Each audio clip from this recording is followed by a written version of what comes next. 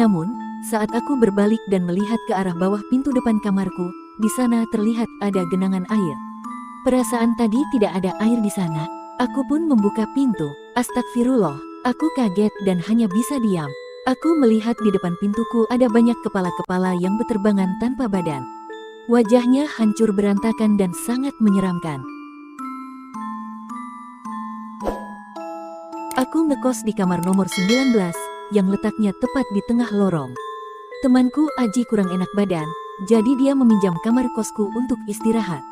Aji langsung pergi ke kosanku, sementara aku masih menunggu Pak Ridwan dosenku. Sekitar jam 6 sore aku pulang ke kos. Di depan kos, aku lihat lampu kamarku menyala. Ketika aku membuka pintu, ternyata pintunya dikunci dari dalam. Aku pun mengetuknya. "Ji, bangun, aku udah datang. Bukain pintunya," ucapku sedikit berteriak. Aji sepertinya tertidur pulas, tapi aku mendengar suara Aji dari dalam dan juga suara beberapa orang lainnya. Tiba-tiba gagang pintuku bergerak. Gagang pintu itu digerakkan dari dalam, sambil terdengar suara tertawa kecil dari dalam kamar. Gagang itu pun akhirnya berhenti bergerak. Aku memanggil Aji kembali, tapi mendadak kamarku menjadi hening. Tak lama kemudian, aku melihat Aji berjalan dari arah tangga. Aku kaget. "Dari mana lu, Ji?" tanyaku. "Dari apotek abis beli obat. Aku pulang dulu," jawab Aji sambil menyodorkan kunci kamar. Aku hanya bisa diam. Setelah Aji pulang, aku langsung membuka pintu kamarku. Ternyata terkunci dari luar. Di dalam ruang kamarku memang tak ada siapapun. Seketika bulu kudukku berdiri. Aku memeriksa ruang kamar yang jelas-jelas kosong.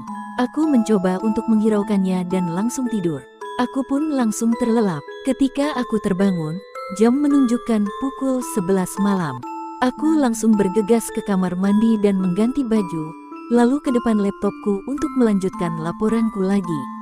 Tak lama kemudian aku mendengar suara berisik.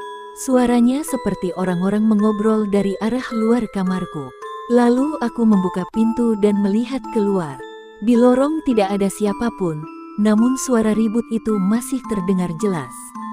Karena sangat ribut, aku pun membanting pintu agar terdengar menyindir mereka.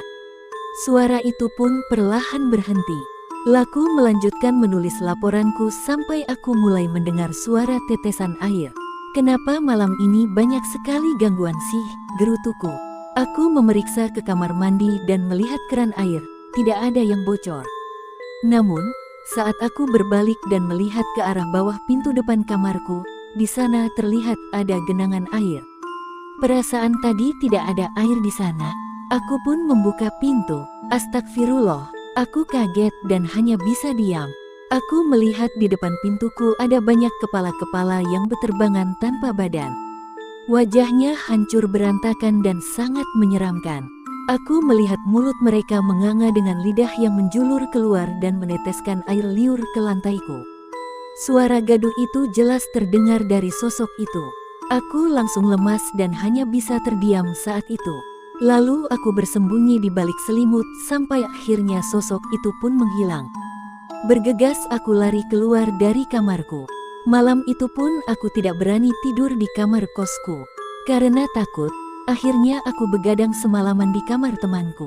Aku tidak bisa tidur, sosok tadi sangat menggangguku. Setelah aku bercerita kepada temanku, aku pun baru sadar bahwa malam itu adalah malam Jumat Kliwon.